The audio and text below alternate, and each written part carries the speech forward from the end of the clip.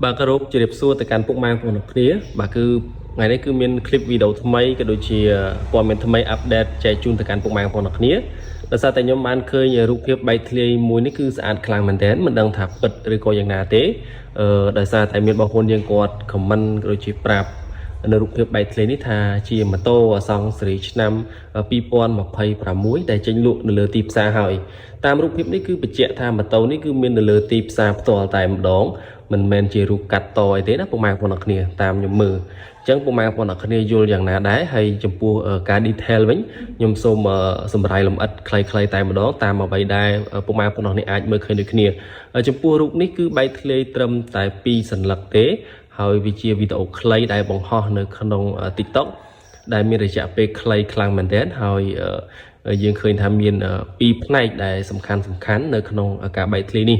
ទី1គឺផ្នែកខាងមុខនៃម៉ូតូផ្ទាល់តែម្ដងគឺយើងសង្កេតឃើញថាផ្លាកករក្សានៅដដែល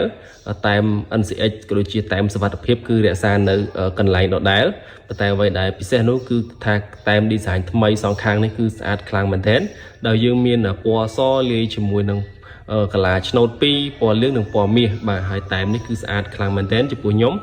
ហើយយើងមើលមកចំហៀងទៀតផ្នែកខាងស្ដាំពីដើមមកគឺយើងមានតែតែមធម្មតាទេដែលឡែកឆ្នាំនេះគឺយើងឃើញមានតែម Post Dream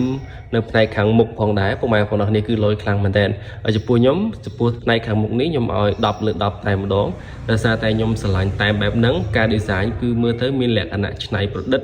ហើយវាមានភាពរស់រវើកនៅក្នុងនឹងតែម្ដងបើសិនជាមានការដាក់លក់លើទីផ្សារពិតប្រាកដមែនពុកម៉ែបងប្អូនអាច comment ប្រាប់ admin នៅក្នុង comment ខាងក្រោមម្នាក់មួយផងដែរហើយចំពោះការប្រើបេនឬក៏បិចយើងអត់ទាន់បញ្ជាក់យ៉ាងណាទេដោយសារតែរូបនេះគឺជារូបផ្នែកខាងមុខយើងអត់ទាន់បញ្ជាក់យ៉ាងណាទេបាទហើយ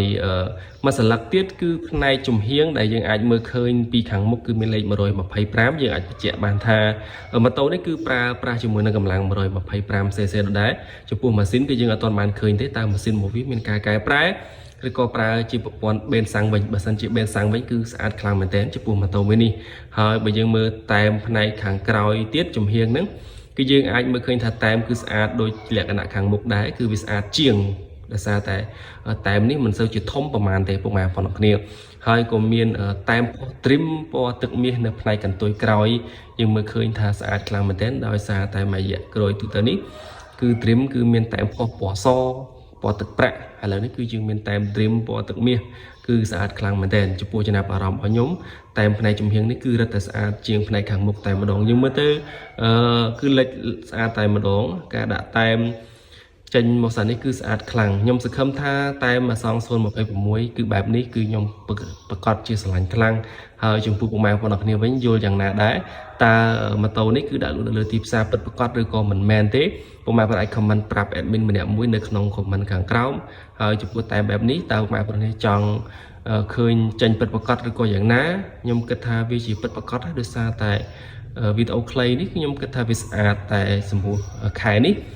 វាដូចជាអត់ទាន់ចេញទេអញ្ចឹងខ្ញុំអត់ដឹងថាមានហេតុផលអីទៅសម្អាងទេសំខាន់ទៅលើផ្នែករបស់ម៉ែបងប្អូនគ្នាមើលតើវាចេញពិតឬក៏មិនពិតកុំភ្លេចធ្វើការចុច like ទៅលើវីដេអូបានកាន់តែច្រើន please subscribe ដាក់សញ្ញាកណ្ដឹងយើងជួបគ្នានៅវីដេអូក្រោយសូមអរគុណនិងសូមគោរពលា